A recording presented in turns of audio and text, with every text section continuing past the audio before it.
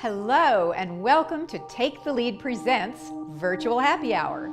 We're glad you're here. I'm Gloria Felt, co-founder and president of Take the Lead. We host virtual happy hours on the second Wednesday of each month at 6:30 p.m. Eastern Time. We interview women who take the lead in their own lives and careers. So you have 1 hour once a month to boost your career. It's a quick, easy, and fun way to learn what other smart, interesting role model women are up to too. Please tweet your questions to @TakeLeadWomen or type them into the chat box. We want to hear from you and we'll get those questions answered. Take the Lead's mission is nothing less than leadership gender parity by 2025. Visit www.taketheleadwomen.com to find training programs for yourself and your organization. You can also find mentoring, coaching, role model events, and great content to help you on your journey. That's www.taketheleadwomen.com.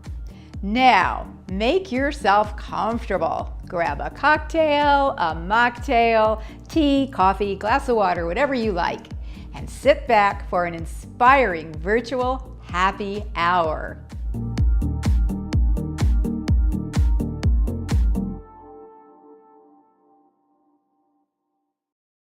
Welcome, welcome. It's April, and we recently observed Equal Pay Day, or the date that women catch up to what men earned by December 2018 for 1 year of work. Take the Lead is here to help you reach gender parity in leadership and pay. And we believe very wholeheartedly that increasing your financial wisdom in the process is incredibly important. So we're going to provide some of that tonight. That's why this virtual happy hour is all about be money wise and get paid what you deserve. As you just heard, I'm Gloria Felt, and I am so pleased to be joined by my co-host Reshma Gopaldas. Reshma, hi there. Hi there. Hey. Reshma is Vice President for Video for She Media and a great friend of Take the Lead. And I just, kind of want to start by asking you, are you as tired, Reshma, as I am of hearing the same news on Equal Pay Day? Well, first of all, I was like, Equal Pay Day is not once a year. It should be every single day. I think on Equal Pay Day, I saw something on like Twitter or something that's like, apparently they're forecasting that we'll get equal pay in 2050. No. And I was like, nobody's got time for that. I mean that sooner. I keep telling people I've got to be alive to see this, so we got to hurry on up. Okay. It's like, Well, they said if things continue at the rate they're going right now, so I think we can all accelerate it a bit. Absolutely. And our guests tonight are going to be in the leadership. They're going to be taking the lead on that. So we have three fabulous guests for you all tonight. Manisha Thakor, founder of MoneyZen Wealth Management and Vice President of Financial Education at Brighton Jones, and the author of On My Own 2 Feet, A Modern Girl's Guide to Personal Finance and Get Financially Naked. Those are great titles, Manisha. She's also launching a new podcast, which I hope she will tell us something about. We also have Lydia Frank. Hi, Lydia. Vice President of Content Strategy at PayScale and a frequent media contributor and speaker on pay equity and fair compensation. You may have seen her frequently on TV, radio, whatever, all this last week talking about Equal Pay Day. And last but definitely not least, Jennefer Witter, founder and CEO of the Boreland Group. Hi, Jennefer, and author of the Little Book of Big PR, 100+ quick tips to get your small business noticed, and the Diversity Fellow and Executive Mentor at M Booth. So you're going to hear so much from these folks of value. It's going to really help all of us to get paid what we're worth and to know what we're worth. We have to start with that. So I know you've got a lot of questions out there, and I just want to encourage you, please go ahead and start tweeting your questions to @TakeLeadWomen, @TakeLeadWomen, or you can put them into the chat box. And we're going to spend as much time as we possibly can, although I know I have a lot of questions, and Reshma, you probably do too, but we really want our guests to be able to ask their questions, and we'll give those priority because we just have so much to talk about tonight in terms of getting paid what you deserve and all of that good stuff. Okay. Well, I kind of think we women could close the pay gap if we ask for our full value, if we knew our full value.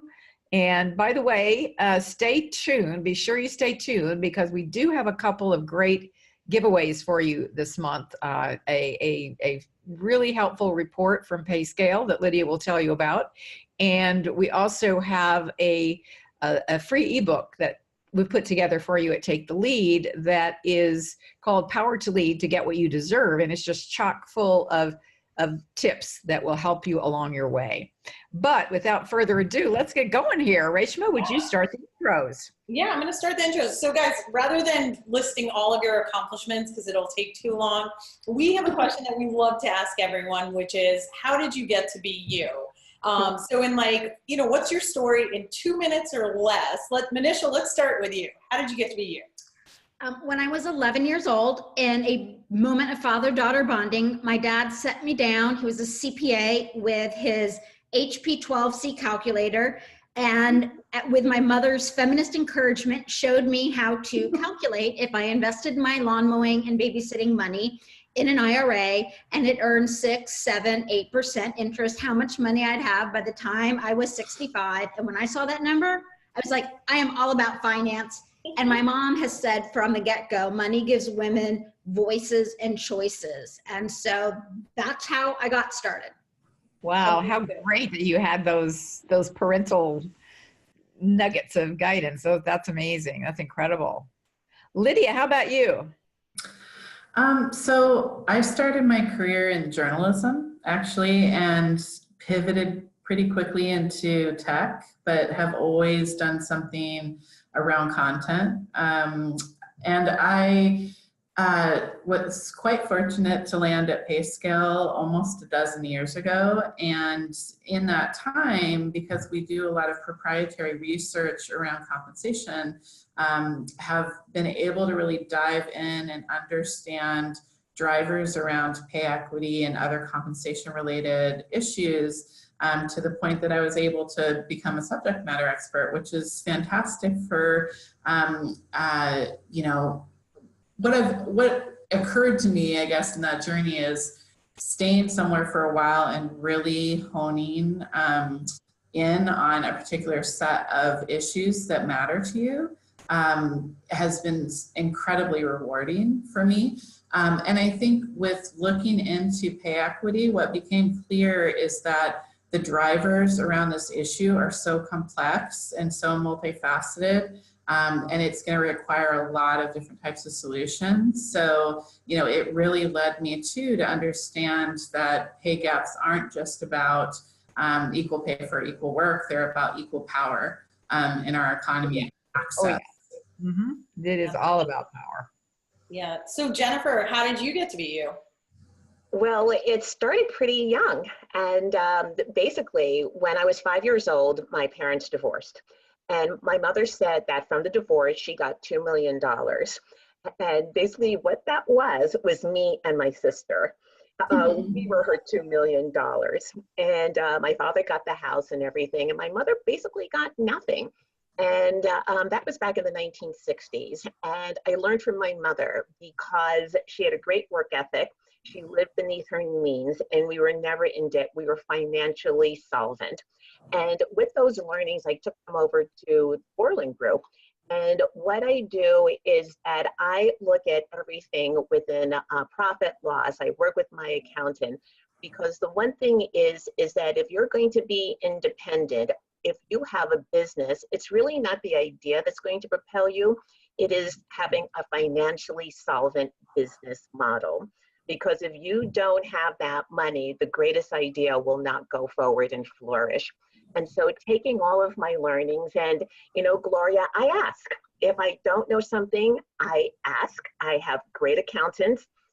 Lydia, I'm not going to do my books myself because I don't know how to do that. But going through, all of that, the Boreland Group is 60 years old, I realized that having a strong financial background allows me as a single woman to be financially strong, be independent, and also to help others, which, you know, are members of my staff. And very quickly during the Great Recession, I work with women. And at that time, every one of them, their husbands lost their job. And the only income they were bringing in was the income that I was providing to them. So that was very important to me. So looking at what my mother taught me, she led by example, by taking classes, by being observant and asking and not being afraid to ask, has settled me in a position where I am not scared of tomorrow and not scared of retirement. Amazing. Wow. All right, so I think we can all agree, like, money, I love, Manisha, what your parents said, money gives you voices and choices, and all three of you just like proved that. So I actually would like to, Lydia and Jennefer, like, PayScale is kind of driving the narrative on pay fairness right now. The most recent survey of 1.8 million finding that in 2019, all women earn 79 cents for every dollar men earn, with disparities for women of color and also for older women in the same positions as men. We know that's like, it's much worse for them. So guys, I just want to kick it off. Like, Lydia, let's start with you. What are your best strategies for pay fairness? You know what, I think it's so critical that we start to change the conversation from putting too much onus on individuals to negotiate.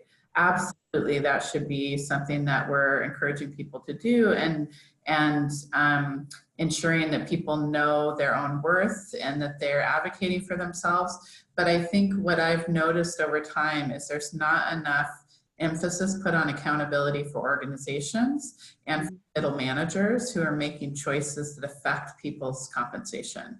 And that's everything from deciding who gets a raise, to deciding who gets a promotion, to deciding who gets access to the best projects.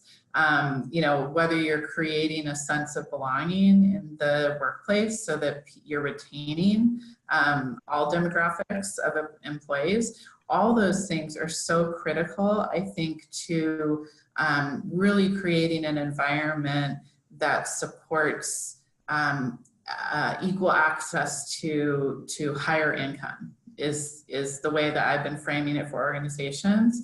Like, how will organizations create that environment?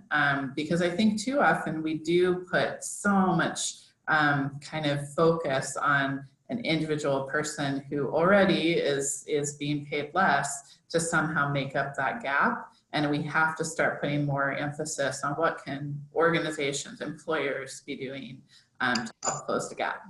So I want to push on that just a little bit, Lydia. I mean, I certainly don't disagree with you at all. I do feel that we need to work both bottom up and top down. But sure, the question I would throw back at you is, that's good to say that they should, you know, that employers should do that, but how? Oh, give us one concrete thing. And then Manisha, you obviously have something you want to say, right? Go for it, both of you. First, Lydia, and then. Yeah, we just had on Equal Pay Day, we had an event here at PayScale, and we invited organizations in. We had about 100 people in roles such as HR, diversity and inclusion roles, executives. We had a couple CEOs here, and we broke it into 8 different categories of exactly that. Like, what are the actions and the areas of emphasis to focus on? Some of it was around, what are you doing around recruiting, onboarding, kind of that aspect. One topic area was career progression. There's things that we were talking about in terms of pay progression as well. So one concrete takeaway, for example, that I've been pushing organizations on is, we did this great study last year where we looked at raise requests, who's asking for a raise and what responses are they getting. And people of color get different responses than their white counterparts. So, you know, when they ask for a raise, they're less likely to get it, even if they're equally qualified. So we controlled for job title, location, years of experience, all of that. And so, you know, all that's left there is bias. And we essentially, you know, came up with a good strategy to help mitigate that. And that is really leaning into process and data. So, you know, I'd encourage organizations to come up with a checklist or standard process that all raise requests go through, so that one person doesn't get a, yeah, I'm going to go advocate for that raise for you, and another person gets a, I don't think so. You know, if the process is the same and everybody goes through the same set of kind of checklists, like, okay, if you request a raise, I'm going to take it to HR. HR is going to look at the market data. They're going to look at internal equity. We're going to have maybe a group of people that are our compensation committee that will evaluate this, that maybe are diverse, you know. And if every raise request was treated that way, there's less likely that we're going to get bias introduced into the process. Thank you. Thank you. I think it's really important to get very specific. So Manisha, how about you? You raised your hand there. You've got something burning. I have really strong feelings to say. Things to say about this. I think Linda is spot on. And I actually would say a great model for us to look at would be divestiture in South Africa. I think the only way we're going to solve this problem, and just by way of background, I'm mentioning this just for context. So I have an MBA from Harvard Business School. I spent the first 15 years of my career on Wall Street, the last 10 years working with ultra high net worth individuals. And living in the world of money and publicly traded companies, I can tell you, women, we can encourage each other to lean in and ask for it and negotiate as much as we want, but the system is stacked against us. And there's a quote I love. It says, truth is the best disinfectant. And so what I think we need is a campaign that forces, through shareholder activism, publicly traded corporations, so we start with developed markets, to disclose the same way you're starting to see this happen in the UK, make it mandatory that they disclose pay disparity and that they review it every single year. And that, I feel like, is the only way to really shine the light on it. Then we'll start getting into the sub bits of like why women aren't getting the same jobs that would enable them to earn higher salaries. But right now, everything is so obfuscated and there's no accountability.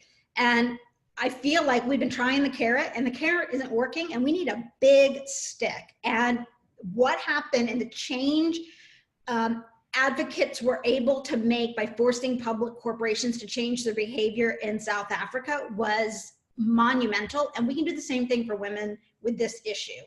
You know, I want to follow up on that, because one of the things I wanted to point out is with the corporations that they need to be transparent. And what we earn, you know, it's nobody wants to say what we earn. It's like, shh, you know, it's like this big secret. But I think that salary should be transparent. And if you think back within the last year, 18 months with the BBC, when it was found out that the men were earning not a little bit more, but significantly more than the women who were doing the same exact job, that it caused such consternation because people were shocked over that. So I think that there should be salary transparency, because if you were doing that kind of work where everything is being equal, there is no reason why you should not be paid that way. And on the flip side, on the individual side, as Gloria mentioned, one of the things that I do, I'm a mentor. And I mentor a lot of women. And the one thing that I'm asked about the most when I'm mentoring is, how do I ask for a raise? We have to educate, and I do a lot of mentoring with younger women. We have to educate younger women and ourselves. How do you go about going into the office, being equipped with facts, figures, and numbers? You just can't go in there and say, I want to raise because. And being able to get out of your way, because virtually all the women say, I am nervous. And here's the thing, they are doing a great job.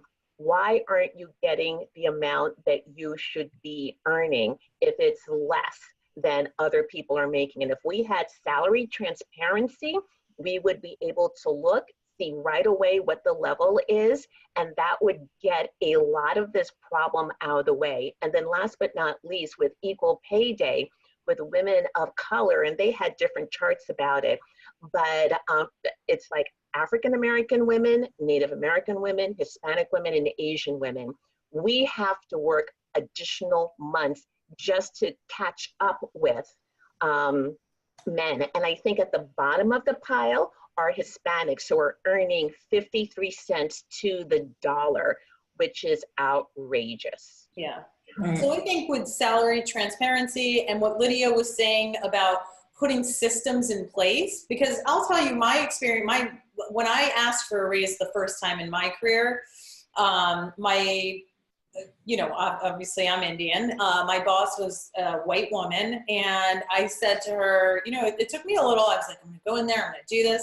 And I asked her, I said, I'd like to put in for like a promotion and a raise. And I worked there for about two to 3 years. So not a short amount of time. And she said to me, I wish I could make more too. That's just not how it works around here. And it took a personal friend of mine who would do work for that company at the time to tell me, are you doing 2 jobs? And she was the one that like encouraged me to advocate for myself. She's like, they don't want to lose you. Go in there and ask for this. And she gave me a number that was like not something I would have asked for on my own. And they ended up doing it. Okay. So it was not easy though. It took like many years for that to happen.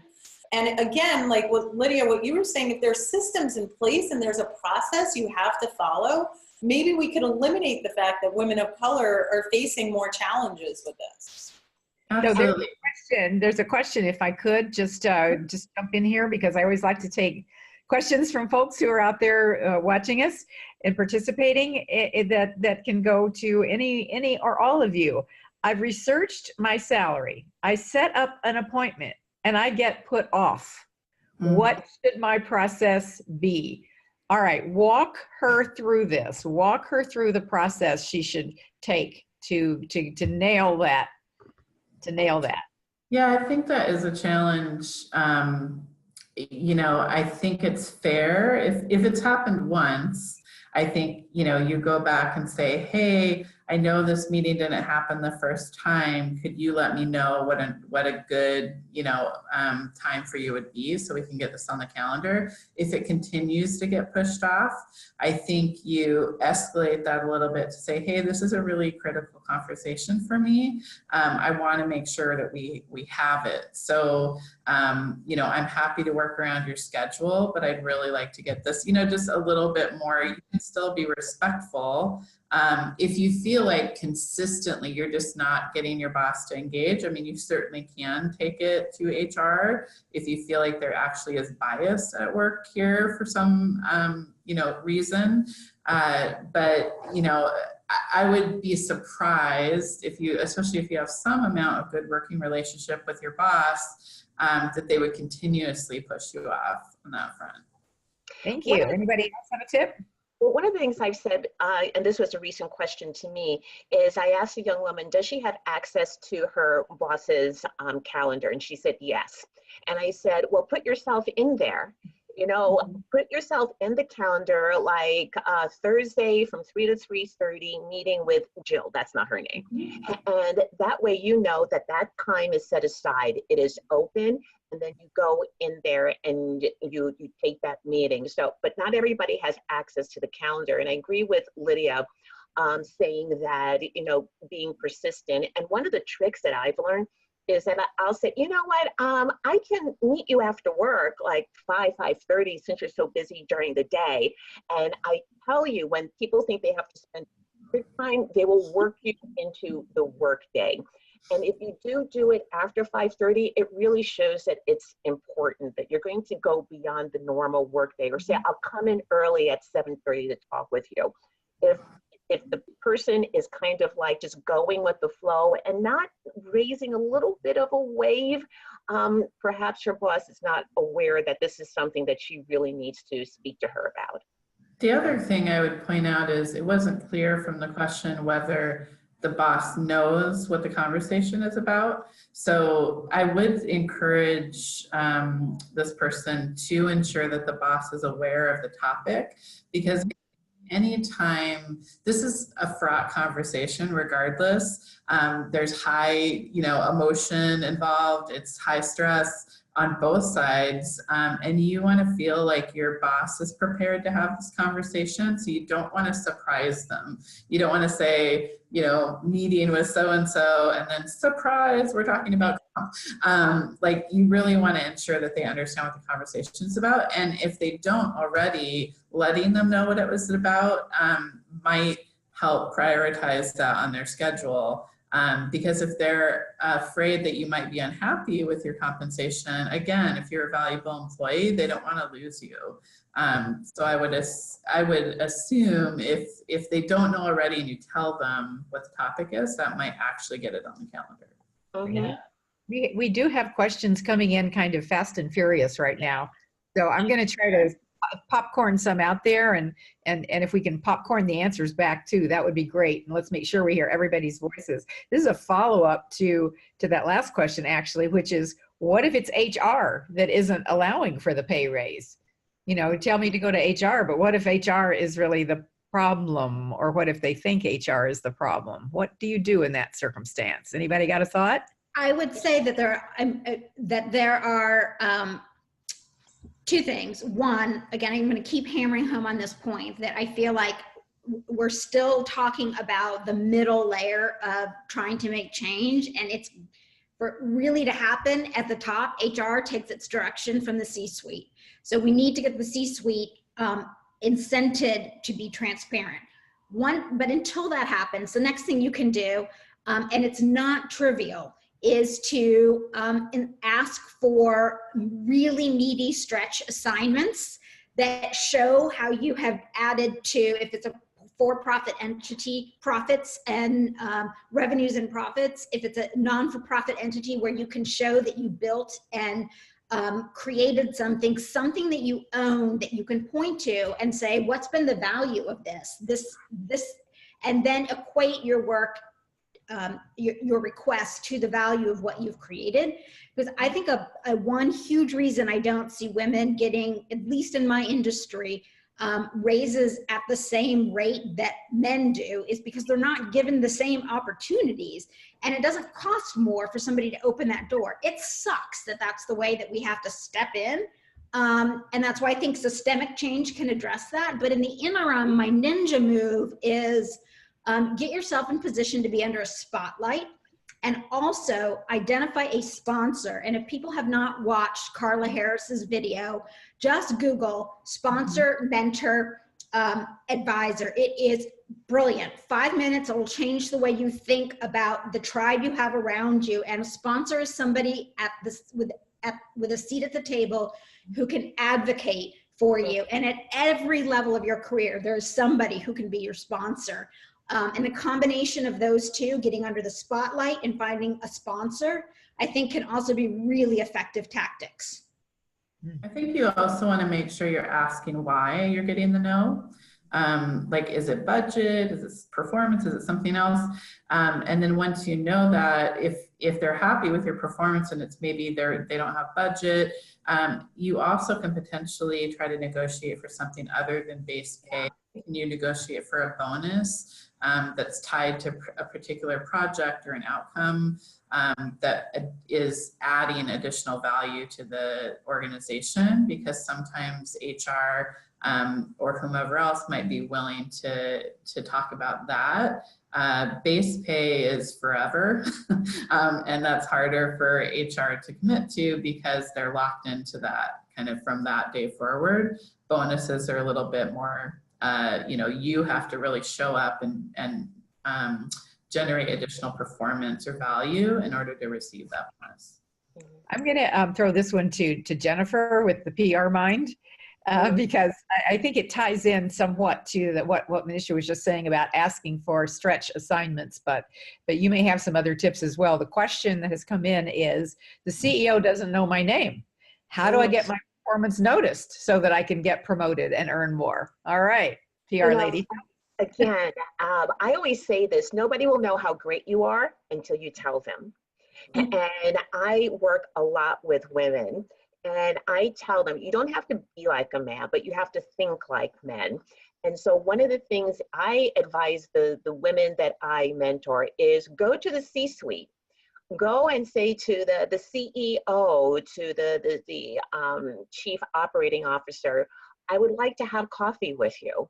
Get on their calendar.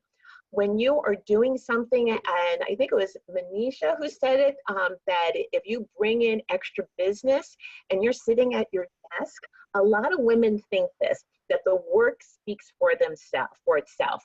It does not. You have to go out there and you have to own it. So if the CEO doesn't know your name, that is your fault. And I'm not being critical here. You need to take the reign and go into that person's office and make appointments, get in front of them, send them emails saying, hey, I won this piece of business and I'm so thrilled about it. So you need to develop a relationship. And it was so funny the other day, a senior executive, I heard that she was a little bit lonely in her office. And the thing that it is that most of the staff did not speak to her.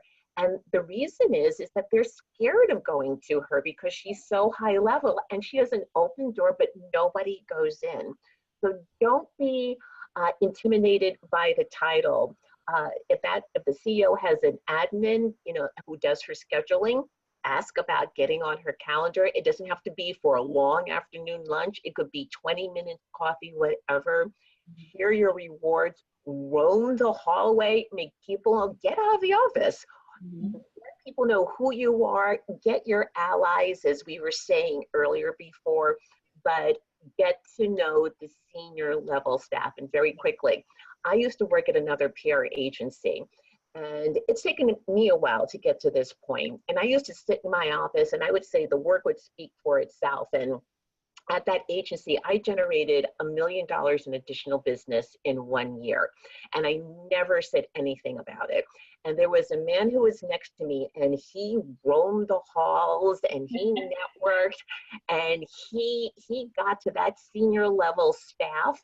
And by the time I left that agency, he had been reporting to me. He was now a level above me.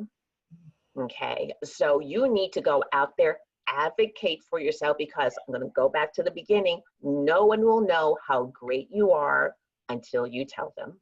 So you have to be your own PR agent, basically. Absolutely, absolutely. Women have an issue of promoting themselves and building their personal brand. What makes you unique? What differentiates you? What makes you you?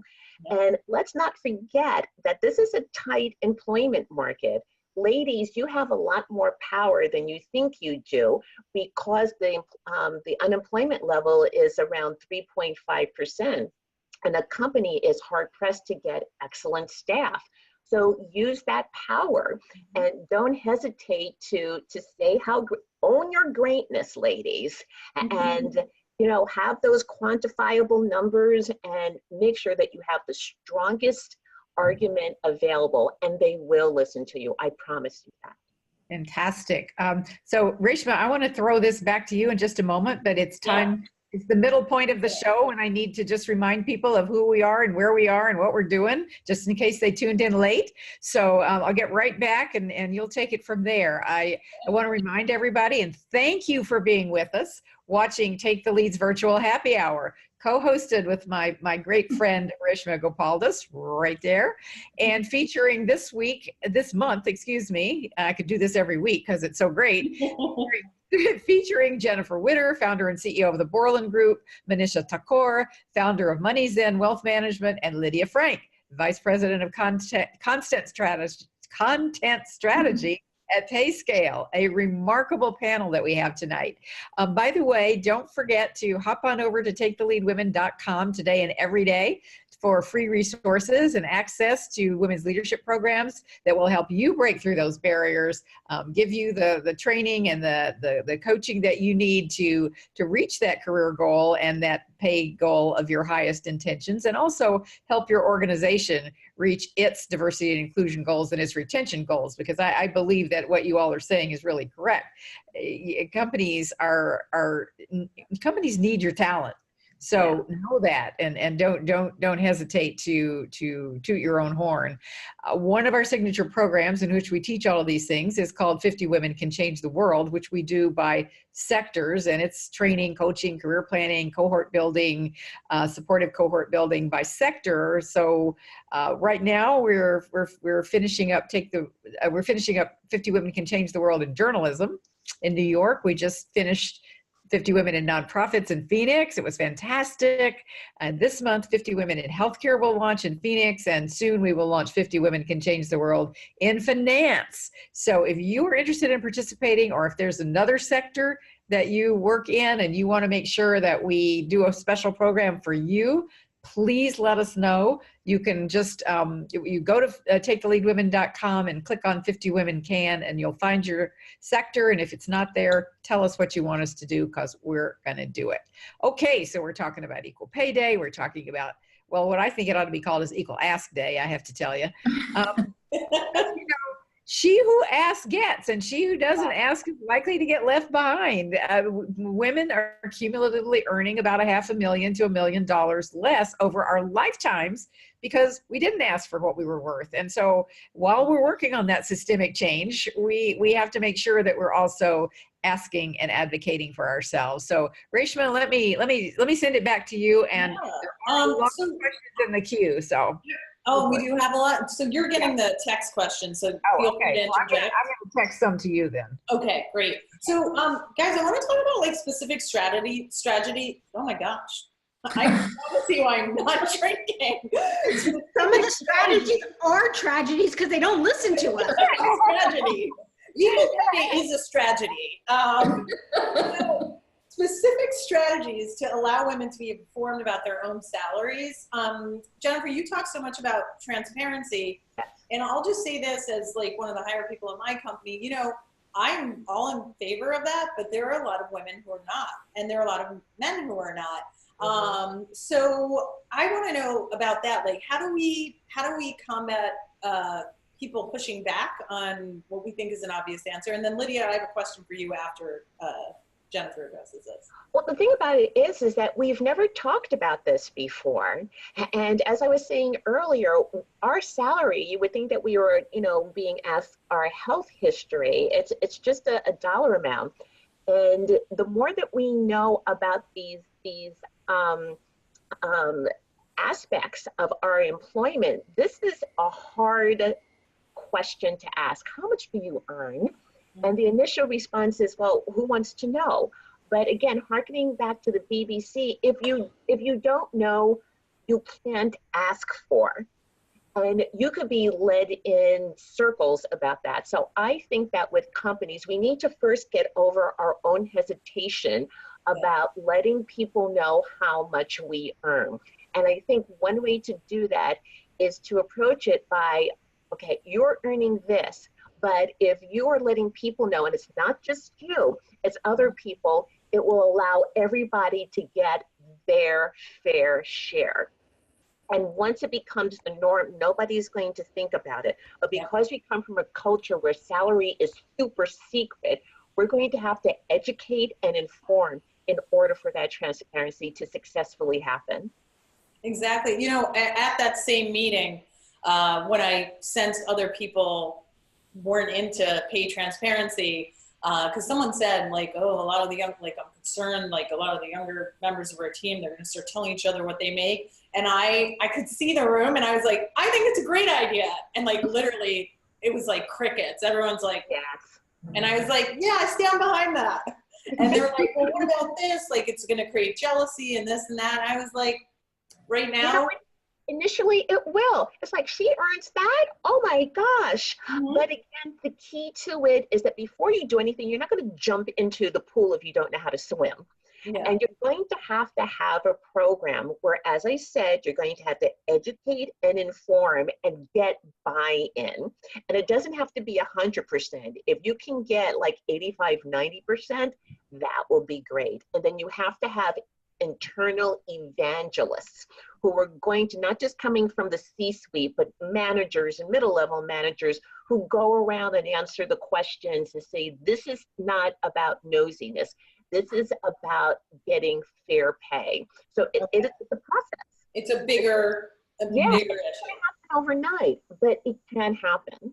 Well, and one thing we can do, I mean, we women are great at creating community. And so one of the things that I found very helpful, at my firm, there are a group of us women at the same level who do completely different jobs and duties. And one of the things we found really powerful is having each other introduce, so the other 4 members of this group will introduce me to friends they know who have similar jobs to mine at other firms. And so then we're able to get pay ranges from a variety of different firms by using our network.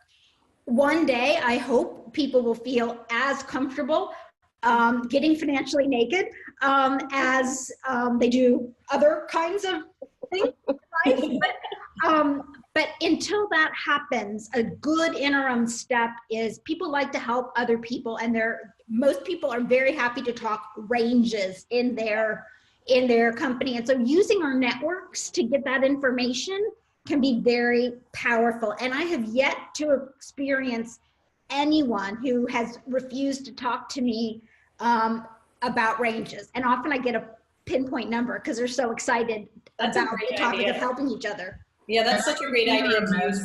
I would be remiss if I didn't mention, PayScale. The reason we started as a company was to solve this problem from an anonymous perspective. So we ask 2 million people a year to share their salary with us, and we ask a ton of detailed questions, 30 to 40 questions around your job, so that we can really give you a precise range to show you what is the range for your position for people like you, and where do you fall within that range. Thank you, Lydia, for mentioning that, because there are a number of websites now. There's so many. I mean, that information is so readily available now that we really have a lot of resources, and PayScale is fantastic for that kind of information. So thank you. So we have a question. Someone says, I love my job, but my boss is demeaning. I am afraid of her. How do I get more confidence to talk to her? Anyone want to take that one? That sounds like a toxic work environment. Yeah. If that person is demeaning, and I've been in those situations as well, they're not going to change. And just to get cut to the chase, we're not here to change other people. And I would, in my position, I started looking for another position, and to get out of it, because it's too draining, and it doesn't matter how much money you're earning. When you dread going into work, when you have the Sunday evening dread, when you start dreaming about your job and it's like nightmares instead of dreams, all because of one person, life is too short. Not worth it. Move on. Not worth No. it. Mm-mm. So can I want to ask a conceptual question of Manisha, because I think the whole concept of wealth management is not necessarily something that most of us think about. We tend to think about what's in our paycheck. We tend to think about, the granular, the weekly, the monthly, whatever. But I think if you would talk to us about how women could benefit from thinking about wealth management and building their wealth, as opposed to how do I negotiate this next pay raise, it might be really helpful to people who are with us tonight. Yeah, so I will attempt to be concise in answering this. 2 things I want to say. First is your most valuable asset early on in life is your capacity to earn money, and that is driven by the skill set that you acquire. And so one way to invest in your wealth is all of this that we're talking about here, getting paid for that skill set. But another huge piece is once you've earned the money and you've done the hard work of saving the money, we women are great at cash flow management, but where we're not as great as the guys is in taking that next step and investing our cash. And it is not because we are afraid or too conservative. Honestly, it's because we're almost too perfectionist. Reshma Saujani in her book, Brave, Not Perfect, kind of sums this up perfectly. What I've seen in the marketplace is that Men have no problem diving into the investment world with about 80% of the information, but women, we seem to feel like we need to know it all before we can start investing. And here's the problem. The whole point of investing is making a decision in the absence of perfect information. That's why you make more money investing than keeping your money in a savings account. So if you wait until you know it all, you will never start investing. So my best investment tip is to read a tiny little book written by a guy named Michael Piper. It's less than 100 pages, and it's called Investing Made Simple. If you follow the advice in that book, it will tell you everything that you need to know, and you can ignore all the rest. And what's shocking is there honestly are about 5 things you need to know in order to truly invest like the best. And I guarantee you Warren Buffett would agree with me. And if you're, I'm 49, so if you're my age and looking towards retirement, Michael Piper, who is so wise for somebody as young as he is, he's a CPA, has another short, less than 100-page book called Can I Retire? And between those 2 books, a woman can literally give herself a financial education that will put her ahead of 98% of people on the planet in terms of what she needs to know about her money. But if you do not make your money grow for you, by definition, you are not maximizing your wealth. That's amazing. And let's also not forget that young women, like, I love that you named those 2 books, because we need to start teaching young women very early on. Because when I was growing up, and I think the same for you guys, that we were always taught to defer to, oh, my dad will make that decision. And out of my 2 parents, my mom is the smartest one. Like, I don't know why we chose that route. So but we are taught it's very gendered finances. Oh, yeah. And we are just starting to say, oh my gosh, what have we been doing? So I love that you're giving young women, like, this is the best book club ever. So guys, we have 3 questions that are really good that I want to kind of get to here. So someone says, I'm making enough, I think, but I'm not sure how to make a long-term financial plan. Any suggestions? I'm 36. I feel like those 2 books were like an answer. Mm-hmm. So are you guys fine? Let's go on to the next question. Oh, can Manisha repeat the 2 books? We'll put it in the chat box. It's by Michael Piper. And another one says, if I network with other people about salary, will my boss get mad? Everyone know that emoji? Who cares? I mean, I feel like if you've got a boss that gets mad because you care enough about yourself and your future and your self-worth that you are out networking and learning, then you're at the wrong place to begin with. And more and more, I think that enlightened bosses want you to be empowered. And so that's my 2 cents on the... Yeah, don't worry too much about that. And I also like what Jennefer said, in terms of talking kind of to the C-suite. Say that you want to meet them for coffee. You want to learn something from them. And then whoever your boss is, they can't complain about that. You're just taking an interest in other people and yourself. Well, I would add to that. I would add to that I think that you gain respect when you show that you have researched what your value is, and you very straightforwardly go forth with that and claim it and indicate that you know what your value is, you've researched it, and so then your boss knows that you're willing to do some homework. You're not just doing this out of the blue, and you know what your value is, you've researched it, and you'd like to earn it. There's nothing wrong with that. Yeah. There's one really good question, Lydia. I think I'm going to throw it to you. It says, what are some strategies for negotiating when in talks for a new job, when there's little salary transparency in the field, and the prospective employer gives a firm number up front? I will quickly just say this. When I was negotiating for a job, and I also am in a field where there are not a lot of women in video at the time that I entered the workforce. And I was leaving one job, starting a new one, and I was working freelance somewhere, and then they offered me kind of the head of video. Mm-hmm. So I the way I got equal pay or whatever is I like thought of a number, and then I called my younger brother and I told him, I said, this is what I'm going to say. And you know what he said? He's like, what? No, you're going to double that.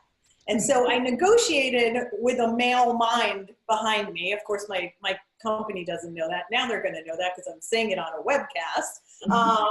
But I gave the number he said, which was almost double what I would have said. And they did not even hesitate. They said, fine, done. And I was like, oh, I have to think, this system was created by men. I have to think like them. Yeah, Yeah, I mean, I think that we hesitate, and very quickly, Sheryl Sandberg, when she got the offer from Mark Zuckerberg, she was going to take it, and her husband said, wait a minute, stop, you never take the first offer. And so she went back and she asked for more money, and they said yes. So we have to stop being nice. We have to stop thinking that we're going to upset someone, because at the end of the day, like Gloria was saying, at the end of our work lives, we have close to $500,000 to $1 million on the table. And just think about that when you're going in to negotiate. Well, Lydia, I want to say, oh, go ahead. Oh, sorry. I was just wondering if Lydia had anything to add as well. Yeah, I mean, I think, you know, I'd encourage again, like when you're saying there's low pay transparency, to seek out some of those online resources, because there may be more pay transparency than you think. I think it's fair, and something I've encouraged people to do is ask more questions of the recruiter or HR, whomever it is that's making the offer, because often they will tell you more than you think they will. So you could ask, hey, okay, you're giving me this number. Can you help me understand how you arrived at that number? They may give you some more information about, you know, what data sources are they using? You know, are they using market data? Are they looking solely at, you know, internal pay equity? You know, you can ask some additional questions. You can also say, hey, can you help me understand if you did use data in some way to inform this range, like what you included in kind of that job description. You know, I have the job description from the site, and maybe if you've had this interview over the course of you know, discussing this job offer, it may have become clear that maybe you have some additional qualifications that are relevant to the job that maybe they weren't thinking about or pricing for, but obviously made you an attractive enough candidate for them to want you and offer you the job. So I think it's fair to say, hey, can we make sure that it's clear that my additional experience here, or the fact that I have this on my resume is you know, something that was of interest, but I don't know if that was included when you were creating the range for the job. So I think it's fair to kind of dive in a little bit deeper. So I'm gonna jump even more onto that, and even add a couple of secrets from a CEO to people as they are negotiating or thinking about what they want to ask for. The first thing is that I know that when I hire people, or when I go through the performance review and compensation review, I want them to be happy. I want people to be happy. It doesn't mean that the organization can always give them everything they want. I mean, especially in my world, which is nonprofits that I've worked in all my life. But I want people to be happy with what they're earning, because if they're not going to be able to do their best work. Okay, that's one thing. The other thing is, at least for me, there are times that compensation means more than salary. That compensation, there have been years for me that what I needed was a sabbatical. There have been years when what I needed was to get them to pay for a really expensive training program that I wanted. Mm-hmm. So think creatively also about what it is that you can get that for you is compensation that helps make you happy and satisfied in your position, And that may help the organization be able to stretch a little bit and give you more than you thought they would have. Gosh, I hate to see this come to a close, but we're going to have to do that. Oh, we have so much to talk about. I know we could go on forever. So I want to first remember people, and then I'm going to throw one last question to everybody. First of all, did you download your great freebies that we have for you tonight? I believe they are in the chat box, and if they're not, they will be momentarily. One of them is that report from PayScale that's called New PayScale Research Reveals Unequal Access to High-Paying Jobs is at the root of the gender pay gap problem. So it's going to contain some useful things for you. The second one is Take the Lead has created a free ebook for you that's chock full of tips, and it's called Power to Lead to Get What You Deserve. So I want to ask each of you to do a quick 1 minute each now, round robin. Number one, what's the big takeaway you would like to give people tonight? And number two, how can they reach you? And with anything else that you might want them to know about you. So Manisha, why don't we start with you? My big takeaway is that we women need to advocate for ourselves. As Gloria Steinem famously said, power is taken, not given. And I'm going to leave as a resource and way to connect with me an advocation for myself, which is to encourage you all to listen to my new podcast, True Wealth. That's TrueWellth. You can find it on iTunes, Google Play. And I talk about a lot of these bigger issues around money, meaning, and purpose. And thanks to this conversation, we are going to be having a guest to discuss this soon. Gloria, I hope you are have some openings on your calendar. And you can also find me at MoneyZen.com. That's my personal website. Fantastic. Thank you. All right. Lydia, how about you? You know, I think my big takeaway is while I encourage everybody certainly to advocate for themselves when it comes to a raise, it's so important to also advocate for your career growth, because the way that we're going to have the most effect on closing the pay gap is for women to advance into leadership positions. And that includes the C-suite, that includes even just senior management positions, that includes the board of different companies, that includes women founding companies and funding companies. All of those aspects are critical to ensuring that that big number, the 79 cents on the dollar number, closes, because that's what that represents, is that women are underrepresented in the best paying jobs. So I just encourage you to think about both. It's about that next raise, but it's also ultimately about gaining access to the best paying jobs and the jobs that have influence in our economy. The other thing I'd say is, you know, you can absolutely go to www.payscale.com. There's a ton of free resources around salary negotiation, our salary survey, which will give you information on your own pay range. I can be found on LinkedIn, Twitter, wherever. And yeah. Fantastic. And your handle on Twitter is Lydia Frank? So complicated because of getting married and maiden names. But it's Lydia_West. Okay, because I'm going to encourage people. We had way more questions tonight than we had time for you all to answer. So I'm going to encourage the people who asked the questions. If you didn't get your question answered, find these people on Twitter, and I'll bet you they will be happy to answer them. And hit us all up on Twitter. We'll chime in. We'll put all those, if we can ask for all of our Twitter handles to be put into the chat box right now too, that might help people. All right, Jennefer, your big takeaway, and how do people find you? Okay, I would say that my big takeaway is to have an advocate, have a mentor, because it can be very lonely and a little bit intimidating and scary if you do it all by yourself, and you shouldn't.